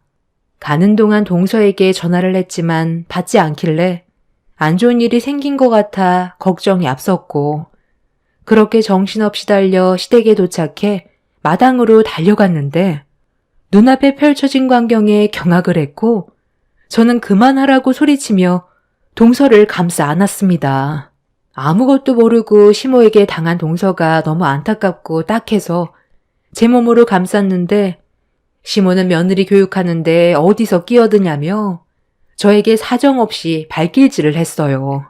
옆에 있던 신우도 시모를 따라 저에게 발길질을 하기 시작했죠. 300평이나 되는 마당에 쌓여있던 김장김치를 동서에게 담으라고 시키는 것 자체가 말도 안 되는 행동이었습니다. 시모는 고졸년들끼리 잘들 논다면서 동서 얼굴에 손을 올렸고, 속수무책으로 당하던 동서는 산통이 오기 시작해 배를 움켜쥐고 있었습니다. 이러다간 동서와 뱃속에 있는 아이에게 심각한 문제가 생길 것 같아 두 모녀의 다리를 잡아 사정없이 들어 올려버렸어요. 이미 저도 눈이 돌아버려 앞뒤 가리지 않고 막무가내로 행동을 했습니다. 절여져 있던 김장김치를 양손에 들고 시모와 신우에게 쉬지 않고 던졌어요. 시모는 힘겹게 절여놓은 김치를 던졌다고 분노했고, 저를 향해 거침없이 달려오길래 옆에 있던 양념 속 재료를 바가지로 퍼서 시모의 얼굴을 향해 냅다 뿌려버렸습니다. 시모는 김장김치 양념을 눈에 정타로 맞아 괴로웠는지 바닥을 뒹굴었고, 신우는 시모가 당한 걸 보고 화가 났는지 똑같이 저에게 달려들길래 빨간 소쿠리로 신우의 뺨을 사정없이 내리쳤어요. 거친 숨을 몰아내쉬면서 숨을 고르고 있었는데 뒤에 있던 시동생을 보지 못했던 저는 시동생에게 그대로 뺨을 맞았고, 귀가 멍할 정도로 어지러웠지만 그동안 시동생이 동서에게 했던 행동들이 떠올라 사정없이 시동생의 다리 사이를 올려쳐 버렸습니다. 책임지지도 못할 거면 놀리지도 말라며 평생 사용하지 못하게 만들어버리겠다고 뒹굴고 있는 시동생을 따라다니면서 쉬지 않고 걷어찼어요. 그렇게 그동안 쌓아왔던 분노를 한꺼번에 표출한 사이 동서가 산통으로 괴로워하길래 서둘러 산부인과에 가야 할 것 같아 동서를 부축했고, 그 사이 남편이 시댁에 도착해 아수라장이 되어 있는 마당을 보곤 경악을 했습니다. 남편은 저를 도와 동서를 차에 올려 태운 뒤 산부인과로 향했어요. 가는 동안 동서는 김장김치를 시킬 거라곤 상상조차 하지 못했다면서 할 말이 있다고 하길래 최대한 좋게 풀어갈 생각을 가지고 있는 줄 알았다는 말을 꺼냈어요. 동서가 김장김치를 담그지 못하겠다고 하자 시모와 신우가 막무가내로 가방을 뺏은 뒤 동서의 머리채를 잡아 달려들었고, 발길질하며 난리를 치는 사이 제가 도착한 거였죠. 다행히 동서는 산통 끝에 무사히 출산을 하게 되었어요. 시동생은 제 발길질로 인해 병원에 입원해 치료를 받았는데 아쉽게도 크게 문제는 없다고 하더라고요. 온 힘을 다해 좀 더 힘껏 올려칠 걸 많이 아쉬웠습니다. 그렇게 동서의 아이가 세상 밖으로 태어나고 동서는 시동생과 두 모녀가 저지른 행동들에 대해 추가적인 소송을 준비했습니다. 그렇게 이혼 절차를 다시 밟던 도중 시댁 식구들이 알고 싶어 했던 시동생의 친자가 맞는지 확인하기 위해 산후조리실에 불쑥 찾아왔고 시댁 식구들이 동서가 안고 있는 아이를 보는 순간 남편과 제가 시댁 식구들을 밖으로 내쫓아 버렸습니다. 시모는 아이의 친자 검사부터 확인해 보자며 떨어진 모발이 있으면 가지고 나와보라고 하는데 그 말을 안에서 듣고 있던 동선의 가족분들이 산후조리실에서 한바탕 난리를 쳤고 결국 아무것도 얻지 못한 채 산후조리실에서 내쫓겼어요. 동서는 이 문제를 속 시원하게 해결하기 위해 시댁 식구들한테 알리지 않고 개인적으로 유전자 검사를 진행한 걸 저희 부부에게 보여주었습니다. 시동생과 99% 일치하다는 서류를 확인할 수 있었습니다. 동서는 시댁 식구들에게 아이의 얼굴을 절대 보여주고 싶지 않다면서 저희 부부만 알길 원했어요. 그리고 시댁 식구들은 친자가 맞는지 확인만 하기 위해 도와달라며 저에게까지 찾아와 깍듯이 머리를 조아렸습니다. 저는 시댁 식구들에게 친자 확인이 되어봤자 달라질 건 없다고 내쫓아 버렸어요. 동선의 가족들은 아직까지 시댁 식구들과 법적 소송을 진행 중에 있습니다. 법적으로 처리를 해야 될 일이 너무 많아서 그런지 시간이 꽤 오래 걸리더라고요. 최근에 시댁 식구들이 동서의 아이가 시동생의 친자라는 걸 알게 됐고 그동안 보인 행실들이 아이의 친모에게 안 좋은 영향을 끼친다는 걸 인정받아 이혼 성립이 확실시 되었습니다. 하지만 이제 와서 친자인 걸 확인하면 뭐 하겠어요. 서로에 대한 신뢰가 이미 깨져 있는 상태인데 정말 한심할 뿐입니다. 평생 얼굴 안 보고 사는 게 오히려 행복할 것 같네요. 동서도 이번 일이 해결되면 편하게 살았으면 좋겠어요. 저희도 다시는 시댁에 갈 일이 없을 것 같네요. 제 사연 들어주신 분들 감사합니다. 안녕하세요. 저는 43살 결혼 10년 차 된 여자입니다. 처음에는 잘 몰랐는데 언제부터인가 시모가 저를 대하는 행동이 기분 나쁠 정도로 점점 심해져서 이건 정말 아니다 싶어 인연을 끊게 되었습니다. 사람이 살면서 모든 걸 갖추고 살 수는 없는 건데 왜 이렇게까지 비교를 당해야 하는 건지 정말 모르겠네요. 어차피 사건은 터지게 되었고 시모는 용서해달라며 다시 예전으로 돌아오고 싶어 하시지만 저는 여기까지만 하려고요. 더 이상 인연을 만들어 가고 싶지가 않네요. 결혼하고 나서 한 7년 정도는 시댁 식구와 알콩달콩 잘 살아왔었습니다. 그런데 어김없이 주말만 되면 시댁에서 함께 모여 저녁 식사하던 도중 이런저런 대화를 주고받다가 도련님 결혼 문제가 또다시 거론이 되기 시작했고 분위기는 어두워졌네요. 민성아, 너는 정말 결혼할 생각이 없는 거야? 이러다 애미 세상 떠나면 그제서야 결혼할래? 생각이 없는 거니? 아니면 여자가 없는 거니? 사지 멀쩡한데 왜 여자가 안고 있는지 엄마는 전혀 이해할 수가 없다. 데려오기라도 좀 해봐라. 인연이 없는 걸 왜 저한테 뭐라고 하세요? 저는 결혼 안 하고 싶어서 이 세월 동안 혼자 살았겠어요? 기다려보세요. 언제까지 기다려야 하는 건데? 그러지 말고 엄마 말대로 한번 신청해보자니까. 요즘 그걸로 많은 사람들이 결혼한다더라. 싫어요. 그런 식으로 만나는 건 원하지 않는다고요. 제가 생각하는 인연은 그런 게 아니에요. 갑자기 어디에서 나타날지 모를 첫눈에 반할 수 있는 그런 여자를 원한다고요. 결혼정보 회사에서 나오는 여자들이야 거의 다 돈 보고 접근하는 거잖아요. 그래서 싫다는 거야? 그냥 속는 셈 치고 한번 해보자는 거지. 그리고 내가 살짝 물어보니까 학벌 좋고 능력되고 집안까지 좋으면 가만히 있어도 여자가 한 트럭은 달라붙는다고 하더라. 이번 기회에 여러 명 만나보는 것도 좋을 것 같은데? 너는 어떻게 생각하니? 결혼정보회사에 등록시키는 거 좋을 것 같지? 내가 믿을 만한 곳을 알아놨거든. 저도 잘은 모르지만 그런 곳에서 결혼한다는 말은 들었던 것 같아요. 상황이 안 되면 알아볼 수는 있겠죠? 그래, 맞아. 너는 지금 상황이 별로 안 좋잖아. 회사 일도 바빠서 여자 만날 시간도 없는데 이럴 때 기회를 찾는 거지. 시모는 갑자기 결혼정보회사에 대해 소개하기 시작했고, 도련님은 자신이 원하는 만남은 아니었는지 꺼려하고 있었어요.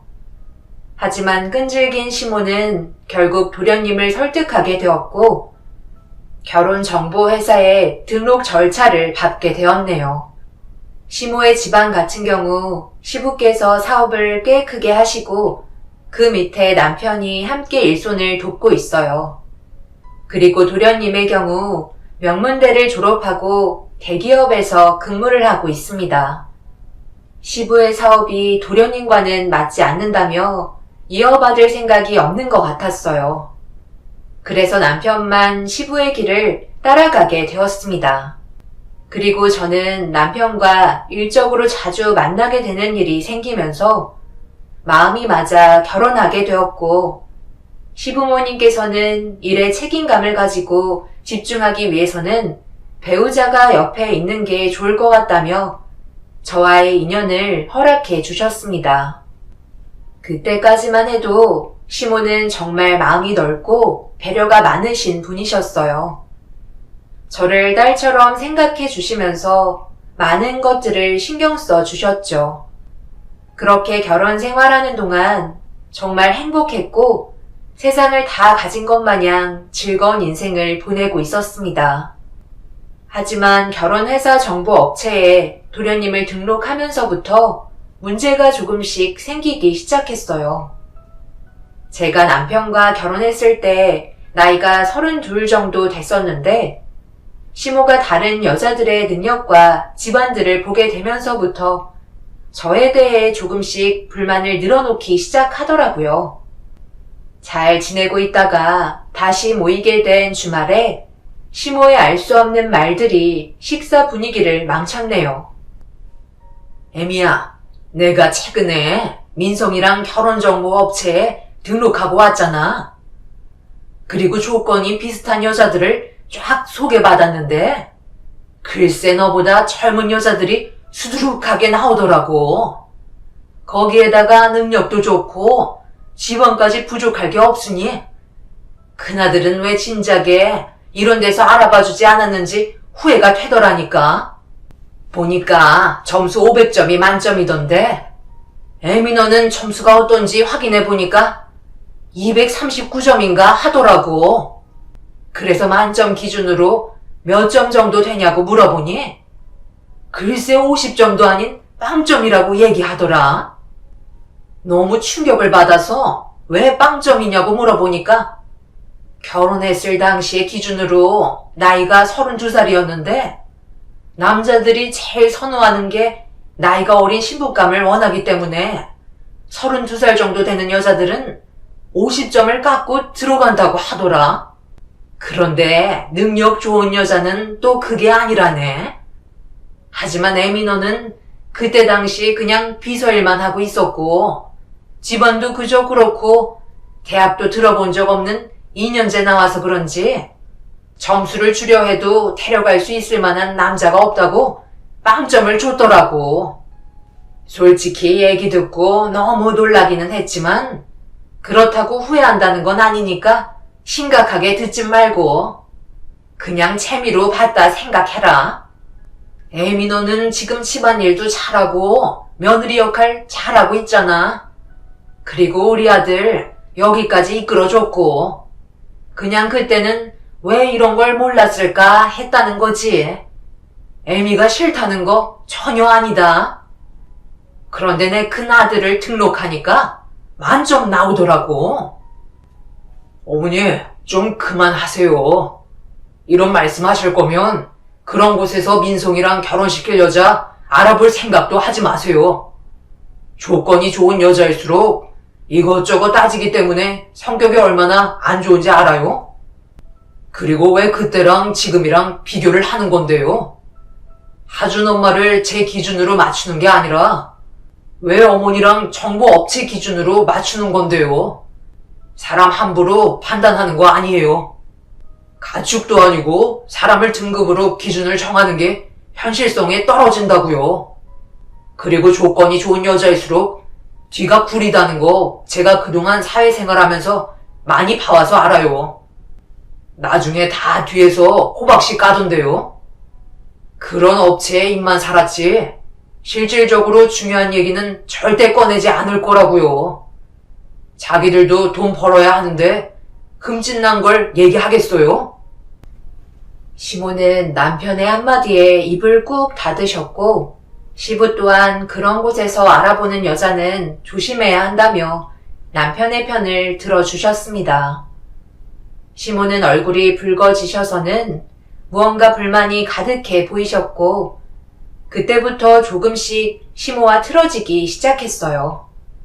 그리고 도련님은 업체 측에서 소개해주는 여자들과 만남을 가지면서 결혼할 만한 여자를 찾고 있었습니다. 남편도 그렇고 저 또한 불안한 건 마찬가지였어요. 사람 인연이라는 게 한두 번 만나봐서는 절대 알 수 없기 때문에 진지하게 서로를 알아가는 게 중요한데 업체에 등록하고 결혼을 서두르는 사람들은 대부분 시간이 없고 급한 사람들이라 잠깐 만난 감정으로 상대방과 잘 맞을 것 같은지 파악을 해야 하기 때문에 분명 여러 가지 문제점들이 생길 것 같았어요. 하지만 시모는 이것저것 가릴 처지가 아니라고 생각하셨는지 저희가 걱정하고 있는 부분에 대해서 설명을 해드렸지만 들으려 하시지 않았어요. 그렇게 몇 달의 시간이 흐른 뒤 도련님이 마음에 드는 여자를 선택했는지 시모와 단둘이 결혼 얘기를 주고받는 듯 보였고 모두가 모인 주말에 한 여자가 초인종을 눌렀습니다.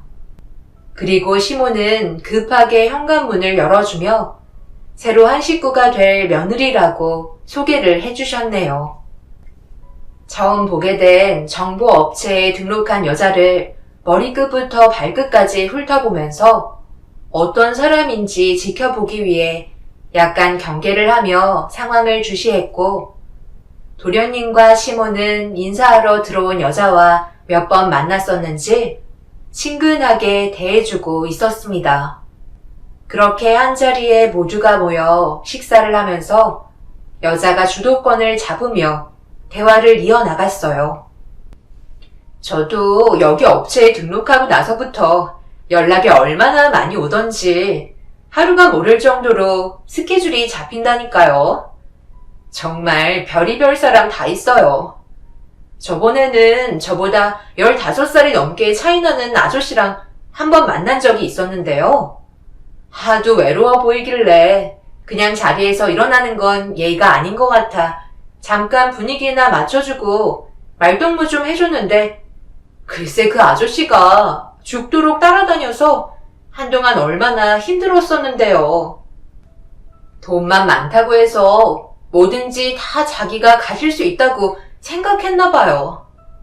정말 업체에 처음 겪어보는 사람이 어찌나 많던지 왜 결혼 못하는지 알 수 있을 것 같아요. 정말 다행인 건 그래도 민성 씨 만나서 더 이상 업체 전화 안 받아도 돼서 얼마나 편한데요. 저희 부모님께서도 민성 씨 얼마나 마음에 들어 하시는데요. 저는 그 모습을 바라보면서 명문대를 나온 게 맞나 싶을 정도로 상태가 좋아 보이지는 않았어요. 그래서 남편과 따로 방에 들어가 대화를 주고받으면서 도련님이 저 여자와 결혼하는 게 맞는 건지 진지하게 대화를 주고받으면서 남편도 저와 같은 생각이길래 도련님을 따로 불렀습니다. 그리고 진지하게 다시 물어봤어요. 정말 저 여자가 마음에 들어서 결혼할 거냐고. 한치의 망설임도 없이 고개를 끄덕이며 최대한 서둘러 결혼하고 싶다는 말을 듣게 되었었네요. 정말 진지하게 꽤 오랜 시간 만나보고 결혼을 생각해야 하지 않냐고 물어보니 여자 측 부모님께서도 급하게 결혼을 서두른다며 나이를 먹어갈수록 정보업체에서 정한 기준의 점수에서 점점 내려가기 때문에 좋은 조건의 남자와 만났을 때 서둘러 결혼하는 게 좋은 거라고 얘기하셨답니다. 불안한 마음 어쩔 수 없었지만 둘이 좋다는 거 무작정 말린다고 해결되는 문제도 아니라서 방에서 나가는 도련님을 더 이상 말릴 수도 없었네요. 남편과 저는 한숨을 내쉬며 다시 식사 자리에 앉았는데 시부께서 시모를 따로 부르셨어요. 그리고 잠시 뒤 서로 싸우시는 목소리가 주방에까지 들려오기 시작했고 남편은 당황했는지 급하게 방문을 두드리면서 무슨 일이냐며 두 분의 싸움을 진정시키려 하자 시모가 문을 박차며 방에서 나오시더니 시부에게 언성을 높이며 화를 내셨네요. 그래서 지금 반대하겠다는 거야? 내 아들이 좋다는데 당신이 뭔데 반대를 해? 그러다 두 번 다시 여자 못 만나서 평생 혼자 살다가 고독사로 세상 떠나면 당신이 책임질 거야? 결혼하고 지지고 볶든 이혼을 하든 그건 본인들이 알아서 해결해야 될 문제인데 그걸 지금 이렇게 중요한 자리에서 기분 더러워지게 방으로 데려가서 말을 해야 돼? 새벽같이 음식 준비하고 최대한 나는 좋게 보이려고 노력하고 있는데 당신은 민성이를 위해서 뭘 해줬어? 아무것도 하지 않았으면서 왜 큰 소리야? 그럴 거면 당신이 민성이 짝 좀 찾아주던가.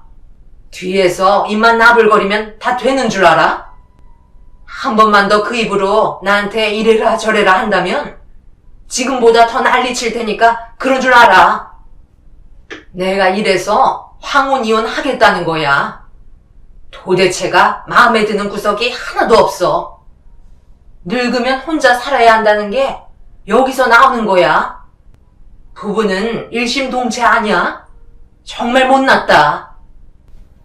시모는 그동안 목소리를 높이며 시부와 싸운 적이 없으셨어요. 하지만 그날은 저희 모두를 당황시킬 정도로 시모의 목소리가 높았고 그동안의 불만들이 많이 쌓였었는지 화를 억누르지 못하셨어요. 인사를 왔던 여자도 시모의 모습에 당황스러웠는지 어색하게 서서 시부모님의 싸우는 모습을 지켜보고 있었습니다. 결국 시부는 속 터진다는 한마디 하시고 방으로 들어가셨고 시모는 그 여자의 손을 잡더니 시부에게 노망난 노인네 말 귀에 담지 말라며 주방으로 데려갔어요. 저희는 그 모습을 지켜보고 있는데 앞으로 무언가 알 수 없는 엄청난 것들이 온 가족을 덮칠 것 같은 안 좋은 느낌이 들었네요.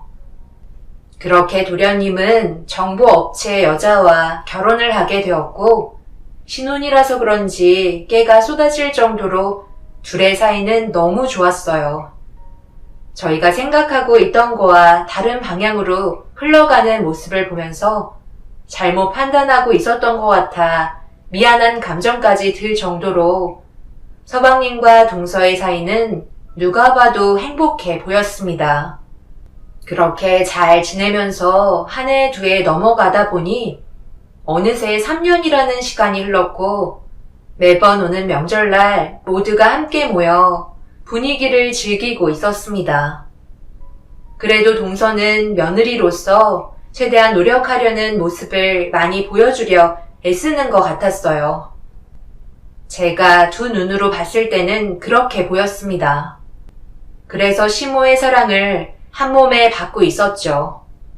동서가 며느리로 들어오면서 바뀐 건 시모가 저를 대하는 행동과 그리고 뭐든지 동서와 함께 하면서 저는 투명 인간 취급하며 대우조차 해주지 않았다는 게 제일 크게 바뀐 점이었죠. 저는 그래도 만 며느리니까 제 위치에서의 역할에 최선을 다했는데 시몬은 그런 저를 보며 당연하게 생각하시면서 힘든 일은 뭐든지 저를 시키셨어요. 그래도 누군가는 해야 될 일이니까 불평불만하지 않고 묵묵히 시댁 일을 해왔습니다. 시모에게 불만을 털어놔봤자 좋을 것 하나 없다는 거 잘 알기 때문에 이번 추석에도 저 혼자 명절 음식을 준비하고 있었네요. 그리고 뒤늦게 온 동서는 일손을 돕겠다며 양파를 걷어붙이는데 시모가 갑자기 동서를 부르더니 저보고 들으라는 것 마냥 대화를 주고받고 있었습니다. 예, 너네가 뭐라고 그랬니? 명절날 우리 집에 오면 무조건 주방에 들리지 말고 내 방으로 들어오라고 했잖아. 네가 워낙 바빠서 시간도 잘 못 내니까 대화할 시간이 없잖아. 그런데 오자마자 주방에 들어가면 시엠이랑 누가 놀아줄 건데? 명절 음식은 큰애가 늘 해오던 거라 누가 옆에 있는 것보다 혼자 하는 걸 오히려 편해한다. 그러니까 나랑 시간 보내자. 저를 딸처럼 대하셨던 시모는 더 이상 저를 딸처럼 생각하지 않으셨어요. 그저 명절날만 되면 시댁에서 일해주는 사람으로 여기고 있었습니다. 그런 서운함들이 저에게도 조금씩 쌓이기 시작했었어요. 그런데 시모와 한참 동안 대화 나누던 동서가 방에서 나오더니 주방 쪽으로 천천히 걸어오면서 전을 부치고 있던 저에게 다가와 일손을 도와주며 이해할 수 없는 말을 늘어놓기 시작했고 저에게 뭘 원하는 건지 몰라 직설적으로 동서한테 할 말이 뭐냐며 정색하며 대화를 이어나갔네요. 형님, 저는 그냥 궁금해서 이것저것 물어본 건데 사람 무한하게 왜 이렇게 정색을 하세요? 저는 알지도 못해요? 동서, 생각을 해봐. 어머님 방에서 몇 시간 동안 나오지 않고 한참 있다가 나와서 다짜고짜 내 앞에 앉더니 아버님과 그이가 하는 사업에 대해 캐물으면 내가 뭐라고 대답을 해줘야 되는 건데? 남자들이 하는 사업을 나라고 알겠어? 궁금한 게 있으면 직접 가서 물어보면 되지. 나한테 와서 사업에 대해 물어보는 이유가 뭐야? 동서 속마음을 알 수가 없네. 솔직히 아버님이랑 아주버님께서는 맨날 붙어 지내시면서 일적으로 얘기하시는데 그이가 뭐가 부족해서 사업을 배우지 못하겠어요. 제가 봤을 때 아주버님보다 민성 씨가 훨씬 더 잘할 것 같은데요?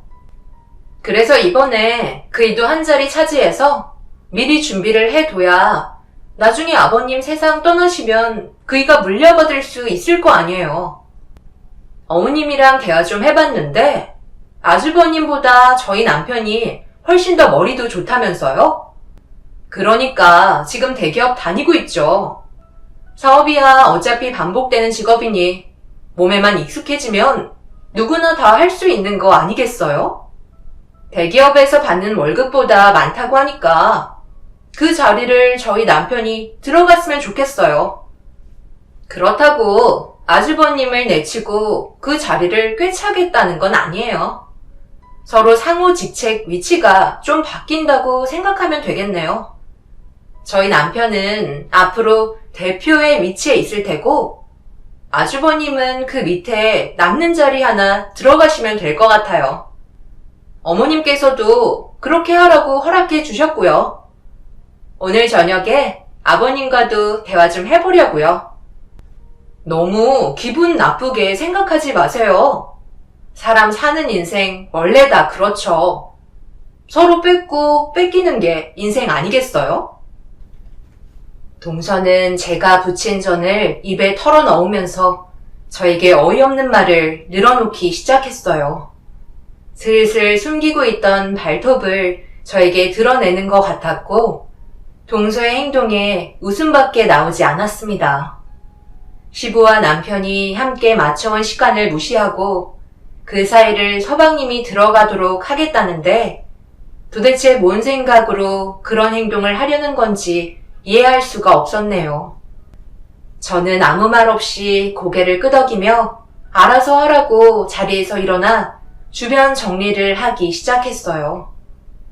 동서는 제가 별 반응이 없자 자기가 무시당한다고 생각했는지 저보고 들으라는 듯 혼잣말을 하면서 자리에 일어났고 기분이 확 상한 저는 동서에게 한마디 했네요. 동서, 지금 뭐라고 그랬어? 명절날 일만 하는 가정부 주제에? 나 들으라고 한 말이야? 동서 지금 제정신 아니지? 지극히 정상이고요. 당연한 걸 얘기했던 것 뿐이에요. 맞잖아요. 제 말이 틀렸나요? 명절날만 되면 주방에서 전만 부치고 있는데 그게 가정부 아니고 뭐겠어요. 허리 하나 피는 것도 눈치 보고 계시잖아요. 이래서 집안 조건이 좋아야 하는 거예요. 동서는 이 집 식구 아니야? 당장 주방으로 들어와서 설거지라도 해. 뒤에서 어머님이 아껴주신다고 완전 개념이 없어졌구나. 저 감당하실 수 있으시겠어요? 어머님, 형님이 저보고 주방에서 설거지 하라는데 일손이 부족한 것 같아서 도와드릴게요. 뭐라고? 네가 왜 주방에서 설거지를 하는데? 당장 나오거라. 어디서 만점 받은 애랑 빵점 받은 네가 지금 급이 같다고 생각하는 거니? 내가 말도 하지 않았는데 감히 설거지를 시켜? 요즘 하는 행동 하나하나 마음에 들지 않더니만 간이 배 밖으로 나왔지? 그럼 저는 이 집의 며느리가 아니고 뭔데요? 동서가 저한테 뭐라고 그러는지 알아요? 명절 때마다 일해주는 가정부라고 저를 무시하더라고요. 동서가 왜 저렇게 됐겠어요? 어머님께서 하도 감싸고 도시니까 저를 무시해도 된다고 생각하는 거 아닌가요? 오늘 이 시간 이후부터 빵점 받은 저는 며느리 하지 않을 테니 만점 받은 동서만 끼고 살아보세요. 저도 참을 만큼 참았고 더 이상 주방에서 기름 냄새 맡으면서 음식하고 싶지 않네요. 인연 끊으면 누가 손해인지 한번 보자고요. 그 순간 시모는 끓고 있던 수정가에 국자를 집어넣더니 시모에게 대든다면서 펄펄 끓고 있던 수정가를 저에게 뿌리기 시작하더니 되들어보라면서 난리를 치셨습니다. 다행히 몸쪽으로 뿌리지는 않으셔서 급하게 주방에서 빠져나올 수 있었지만 충격적인 시모의 행동은 저를 너무 놀라게 만들었네요. 그때 받았던 치욕은 지금 생각해도 살이 떨릴 정도로 기억하고 싶지 않은 순간이었습니다. 동서가 뒤에서 저를 바라보며 비웃던 얼굴이 너무 화가 났어요. 제가 비명을 지르며 건물 밖으로 나오자 마당에 있던 남편과 시부가 저에게 급히 달려왔어요. 그리고 멀찍이 서방님이 저를 쳐다보고 있었네요. 남편은 제가 몸을 떨며 좀 전에 겪었던 일들에 대해 상황 설명을 하자 화가 머리끝까지 올라왔는지 문을 박차면서 집으로 들어갔고 동서의 한마디에 저희 집안은 쑥대밭이 되고 말았습니다. 결국 남편과 저는 더 이상 시모의 얼굴을 안 보겠다는 마지막 말을 끝으로 시댁에서 나오면서 인연을 끊기로 결정하게 되었어요. 서로 흥분을 가라앉히지 못한 상태에서 집으로 돌아가고 있는데 뒷좌석에 타고 있던 아들이 제 귀에 대고 무슨 말을 속삭였어요. 제대로 듣지 못한 저는 아들에게 재차 물어봤고 아들이 저에게 속삭인 한마디에 경악을 하며 남편에게 아들이 했던 말을 전달해 주었습니다. 남편은 아들의 말에 충격을 받았는지 몇 번이고 계속해서 똑같은 말을 반복해서 들었어요. 확실하게 들었다는 아들의 진실된 말에 집으로 돌아온 이후 남편은 동서의 뒤를 조사하기 시작했고, 얼마 지나지 않아 충격적인 사진 한 장을 받아볼 수 있었습니다. 제 아들의 결정적인 한마디가 아니었다면 저희 가족 모두가 동서에게 평생 속으면서 살아왔을 거라 생각하니 너무 소름이 돋고 끔찍했어요. 남편은 더 이상 지체할 수 없다고 생각했는지 모두를 한자리에 모았고, 저희에게 화가 잔뜩 올라있던 시모는 무슨 말이 하고 싶은 거냐고 언성을 높이셨어요. 그래서 테이블 위에 남편이 조사했던 증거물들을 올려놨습니다. 하준이의 결정적인 한마디 때문에 혹시나 해서 재수 씨의 뒤를 좀 밟아봤는데요. 말도 안 되는 사실을 숨기고 있었네요. 몇 달 전에 모두가 한자리에 모여서 술을 마시고 있었잖아요. 그날따라 재수 씨가 술이 좀 과한가 싶었는데 화장실에도 많이 왔다 갔다 했었죠. 정신을 못 차릴 정도로 많이 먹은 상태라 제 아들이 화장실을 가려다가 재수 씨와 마주쳤고, 하준이를 바라보면서 뭐라고 하는 것 같아 보였지만 대수롭지 않게 넘겼었는데, 얼마 전에 저희랑 안 좋은 상태로 돌아갔을 때 제 아들이 차에서 그러더라고요. 제 아들보다 큰 아들이 있다고. 그래서 몇 번이나 재차 물어봤는데 확실하게 들었다는 아들의 말을 믿고 뒷조사를 해봤는데 어느 한 건물에서 정말 하준이보다 큰 아이가 나오더라고요. 그리고는 재수 씨랑 둘이 손을 잡고 데이트를 하는데 그 아이가 재수 씨한테 엄마라고 부르는 말이 고스란히 녹음까지 되었죠. 동서는 테이블에 올려져 있는 사진들을 보며 얼굴이 사색이 되었고 모두를 숨겼다는 사실에 시부와 시모는 경악을 하고 말았습니다. 시모는 업체에서 내민 정보만 믿고 완벽하다고 생각했던 동서에게 엄청난 사실을 숨기고 있었다는 거에 뒷목을 잡고 계셨어요. 서방님도 이런 사실은 알지 못했는지 어떻게 된 거냐고 소리치며 아이의 존재에 대해 묻기 시작했습니다. 그리고 엄청난 사실을 듣게 되었고 저희는 할 말을 잃어버려 눈물을 흘리고 있는 동서를 멍하니 바라만 보고 있었네요. 숨기고 싶었던 건 아니었어요. 하지만 업체 측에서 아이가 있다는 말에 결혼은 힘들 것 같다고 하면서 방법 하나를 알려주었어요. 아이만 없으면 완벽한 조건이기 때문에 숨기기로 하면서 추가적인 요금을 원하시더라고요. 그래서 업체에서 제 정보를 수정했고 그때부터 저와 결혼하겠다는 사람들이 줄 서듯 몰려왔어요. 나이도 30이 넘지 않았던 29살에 집안도 괜찮고 학력도 좋으니 많은 사람들과 선을 볼 수 있었고 민성 씨를 만났지만 제가 원하는 삶은 아니었어요. 그래서 몇 번이고 솔직하게 말을 하려 했지만 제가 겪었던 사정을 얘기하면 결국 이혼을 해야 할 것 같아 숨길 수밖에 없었어요. 동서는 29살 때 35살인 서방님과 결혼을 했지만 3년이 지난 시점에 지금 아이는 벌써 14살이었어요. 32살이 된 동서한테 14살의 아이가 있다는 건 저희에게 엄청난 충격을 안겨주었었죠. 결국 이러한 사건이 터지고 나서 서방님과 헤어질 수 없다며 매달리고는 있지만 현실을 받아들이기에는 모두가 힘들 것 같다고 생각합니다. 더군다나 서방님이 제일 큰 충격을 받았고 시모는 당장 이혼하라며 난리를 치고 있었어요. 저는 동서에게 왜 이렇게까지 하면서 결혼을 했냐고 물어보니 아이한테 아빠라는 존재가 그동안 없었기 때문에 좋은 아빠를 만들어주고 싶었고 그래서 부모님과 함께 능력 좋은 남자를 알아보다가 서방님을 만났다고 하네요. 업체 측에서는 결혼 이후 나중에 다 얘기하면 현실을 받아들이고 산다고 얘기해서 정보를 수정했지만 막상 살다 보니 진실을 얘기하는 게 힘들었다며 그동안 저에게 했던 행동들까지 전부 죄송하다고 눈물을 흘렸습니다.